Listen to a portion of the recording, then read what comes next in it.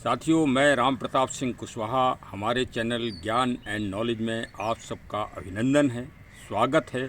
आज का video blog आप पूरा अवश्य देखिए।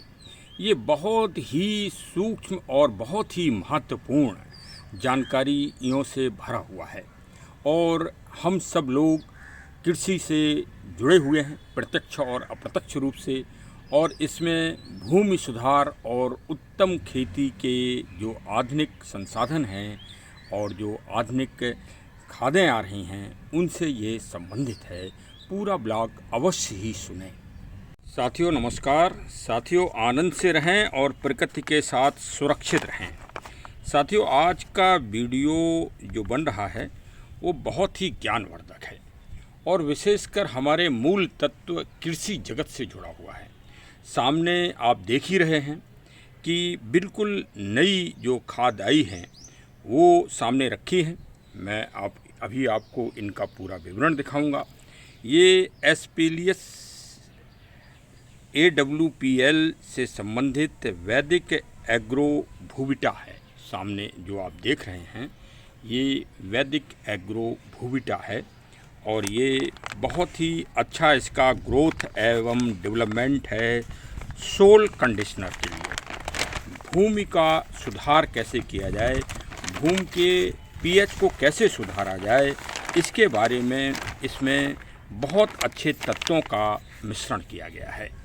देखिए, दुनिया के समस्त जीवों के जीवन दिनचर्या पर अगर आप अध्ययन करेंगे तो आप पाएंगे कि उन सारे जीवों में जो 84 लाख योनियां मानी जाती हैं कि इस नभचर, जलचर, आकाशचर सब में मिलाकर 84 लाख जीव हैं। उनमें मानव ही एक ऐसा व्यक्ति है जो निरंतर खोज करता रहता है। ये खोज और आविष्कार पर ही इसका सारा जीवन है। जो आप प्रगति देख रहे हैं दिनों दिन, वो खोज और आविष्कार का ही एक मूल परिणाम है।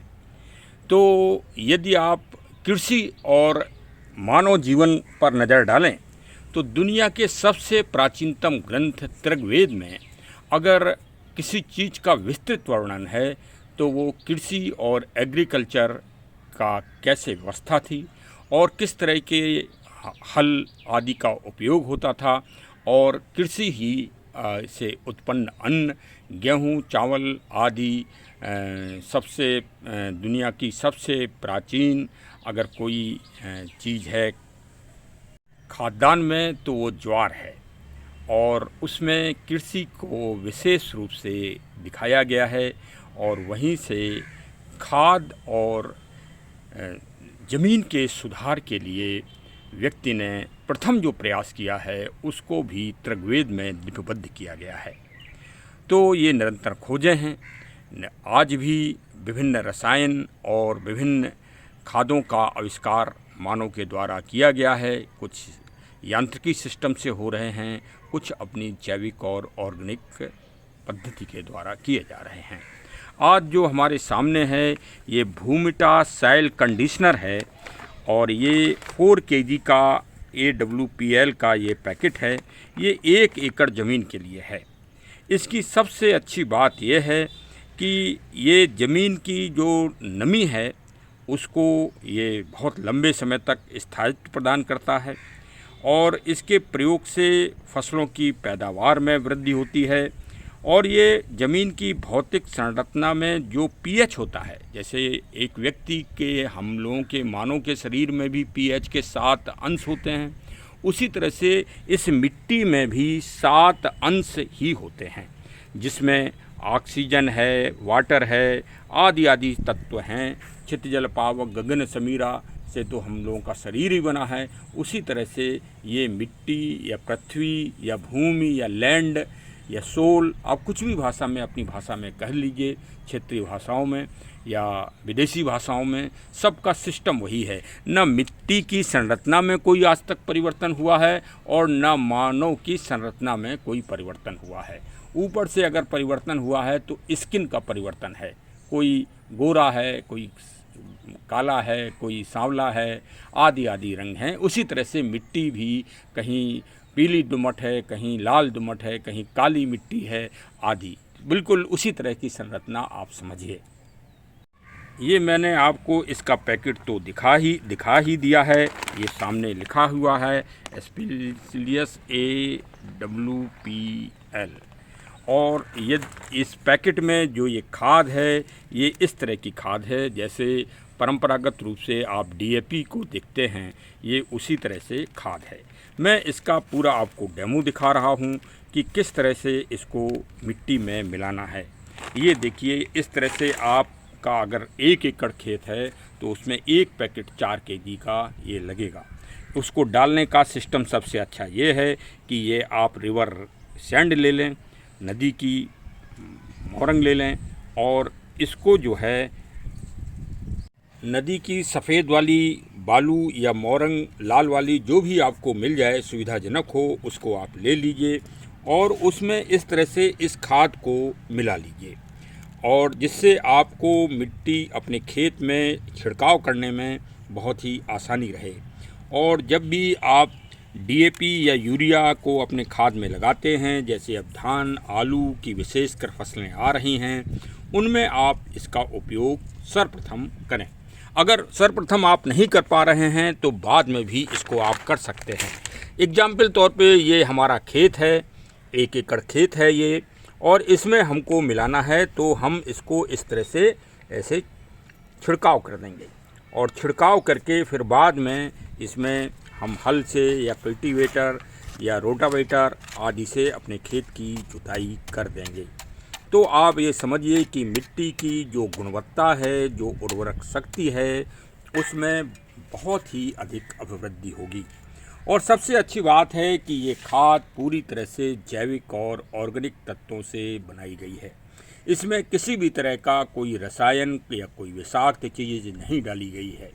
आपकी मिट्टी बहुत ही मुलायम होगी, जिसके द्वारा आपके छोटे छोटे पौधे, चाहे धान की फसल भी, धान का पौधा भी पौधा कहलाता है, और बड़े पौधों में भी आप इसका उपयोग समय समय पर कर सकते हैं। देखिए, मैं अभी आपको और आगे डेमो दिखाऊंगा। देखिए, ये जो मिट्टी है ये एक गमले के लिए पर्याप्त है, और अभी ये मैं आपको सुंदर पौधा लगा कर दिखाऊंगा। ये लॉलीना पाम है, और ये देखिए इसका कंद इस तरह से बड़ा होता है। इसको मैं अभी आपको लगाऊंगा। मैं इस भूमिटा का, वैदिक एग्रो भूमिटा का उपयोग अपने गमलों में भी कर रहा हूँ। ये देखिए गुड़हल का पौधा है, इसमें भी मैं इस तरह से डाल देता हूँ, जिससे पौधे हरे भरे और सुंदर, बहुत ही सुंदर हो रहे हैं, और कुछ पौधों में फल भी बहुत अच्छे आए हैं। मैं भी आपको दिखा रहा हूँ। ये देखिए, बहुत ही छोटे से पौधे में संतरा लगा हुआ है, हरा भरा, और ये भूविटा का ही प्रतिफल है। इसके लिए सीधे रूप से हम अपने AWPL के मुख्य महोदय श्री संजीव कुमार साहब को बहुत बहुत बधाई और शुभकामनाएं दे रहे हैं कि उन्होंने इतनी अच्छी प्रोडक्ट्स, खादों का निर्माण कराया अपने निर्देशन में। ये देखिए, दूसरा पौधा अमरूद का है, इसमें अमरूद के फल लगे हैं, और इसमें भी हम अपने गमले में भूविटा का ही उपयोग अभी कर रहे हैं। अन्य जो प्रोडक्ट हैं, इसके 4 वैदिक 90 और हरियाली तथा PGR, उसका अभी हमने उपयोग नहीं किया है। अभी उसका भी उपयोग जब करेंगे तो उसके भी परिणाम आपको अवगत कराएंगे। ये AWPL इन खादों के अतिरिक्त आयुर्वेदिक जो मेडिसिन्स हैं, दवाएं हैं, रस हैं, और जो एक दिव्य जड़ी बूटियों से बनाए जाते हैं, उनका भी कार्य बड़ी ही दिव्यता से और महत्व के साथ कर रहे हैं। ये देखिए, हमारा लॉलीना का पौधा और ये शतावरी का पौधा, 2 पौधे आज मैं इस मिट्टी में से लगा रहा हूँ, जिसमें मैंने वैदिक एग्रो भूविटा का मिश्रण अच्छी तरह से कर लिया है, और खूब खेत इसको गड़बड़ा दिया है, आपस में मिट्टी को मिला दिया है, जिससे खाद मिल गई है पूरी तरह से। और अभी आपके सामने इन दोनों पौधों का आज मैं रोपण करूँगा।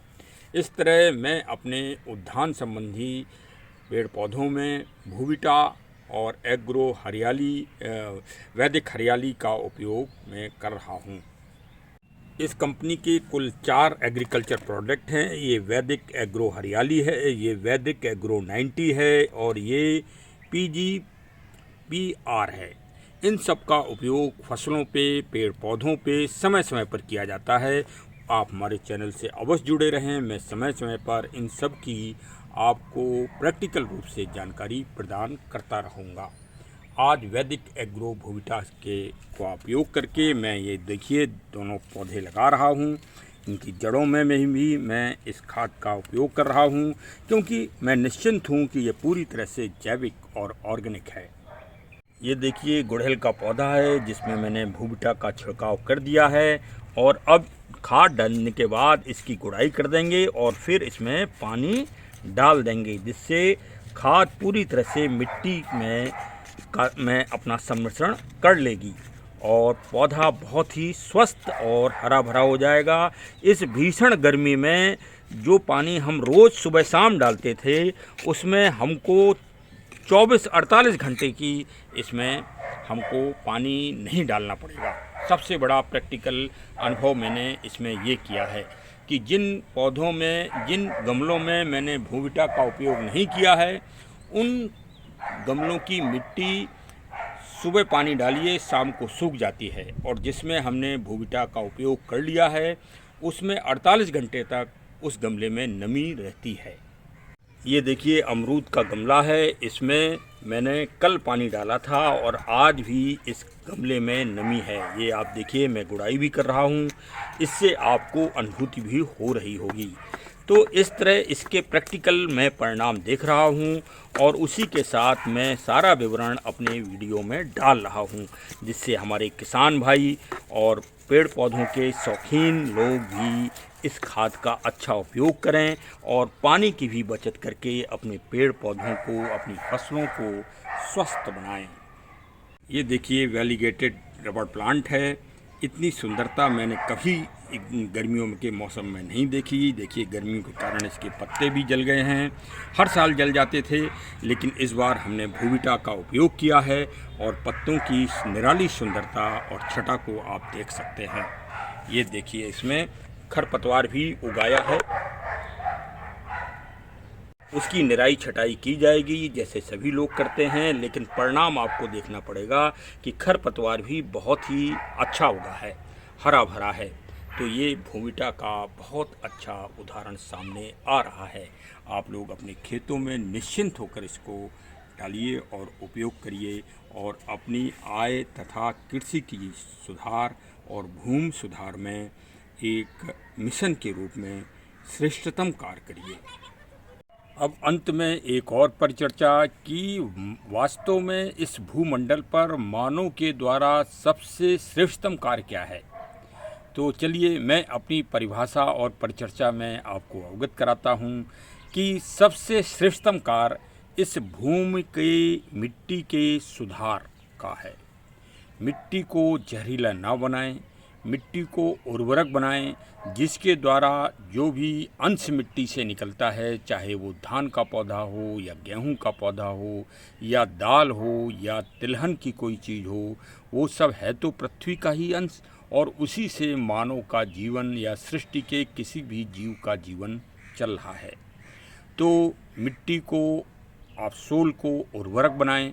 इसी के लिए देखिए भारत के महान ऋषि श्री सद्गुरु साहब ने अभी तक 90 देशों की यात्रा करके लोगों को जागरूक करने का प्रयास किया है कि मिट्टी की उर्वरक शक्ति को, मिट्टी के पीएच को यथार्थ रूप में रखा जाए, जिससे मानव और मानव के अगली आने वाली पीढ़ी भी जहरीले खाद्यान्न का उपभोग ना कर सके और उसको स्वस्थ भोजन मिले, स्वस्थ अन्न मिले।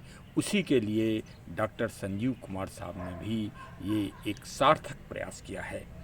और चलिए आपके सामने देखिए लौलीला का पाम का पौधा पूरी तरह से लग गया और ये सतावरी का पौधा लग गया। इसकी मिट्टी में हमने वैदिक एग्रो भूविटा का पूरी तरह से उपयोग किया है। खेत एक तरह से खेत है ये, और खेत को जोत कर इसमें फसल लगा दी गई है और पानी भी डाल दिया गया है, जिससे खाद का मिट्टी में अच्छी तरह से घुलन क्रिया पूरी हो जाए। ये आज की तारीख का एक श्रेष्ठतम कार्य है। इस कार्य को देखा जाए तो ये सारी दुनिया का सबसे श्रेष्ठतम कार्य आज हो गया है। तो चलिए हमारे वीडियो को पूरा सुनिए और आप भी वैदिक एग्रो भुविटा का उपयोग अपने खेतों में करिए और फसल को और भूमि को खुशहाल बनाइए और अपनी आर्थिक स्थिति को भी मजबूत करिए। जिससे आप मजबूत होंगे तभी देश मजबूत होगा। जिस देश के नागरिक मजबूत होते हैं वही देश और समाज मजबूत होता है। जिस देश के नागरिक संकीर्ण विचारधारा के और आर्थिक स्थिति से कमज़ोर होते हैं वो देश कुछ भी हो, कितना भी बड़ा हो, लेकिन वो देश महान नहीं हो सकता। तो चलिए साहब, जुड़ जाइए वैदिक एग्रो भुविटा के साथ। ये देखिए इतनी सारी फसलों में इसका उपयोग किया जा सकता है। गन्ने में, आलू में, शकरकंद में, तम्बाकू में, गेहूं में, धान में और दलहन में, तिलहन में, आप किसी भी चीज़ में इसका उपयोग बहुत अच्छी तरह से करें, समय से करें। तो चलिए हमारे चैनल को अवश्य सब्सक्राइब करिए और इसी तरह से जो अन्य हरियाली है, वैदिक हरियाली, इसके बारे में भी मैं जानकारी दूंगा। और ये वैदिक एग्रो 90 है, इन सब का अलग अलग महत्व है। फसलों पर अलग अलग तरह से इनका उपयोग है, वो भी मैं आपको सब डिटेल में अच्छी तरह से बताऊंगा। बशर्ते बस अब हमारे चैनल को सब्सक्राइब करना है और नोटिफिकेशन की बटन भी दबाना है, जिससे सारे हमारे नोटिफिकेशन आपके पास तुरंत पहुंच जाएं और आप अधिक से अधिक फ़ायदा उठा सकें। और AWPL में जो आयुर्वेद मेडिसिन्स हैं वो भी बहुत चमत्कारिक और अद्भुत हैं और उनके परिणाम भी बहुत अच्छे आ रहे हैं।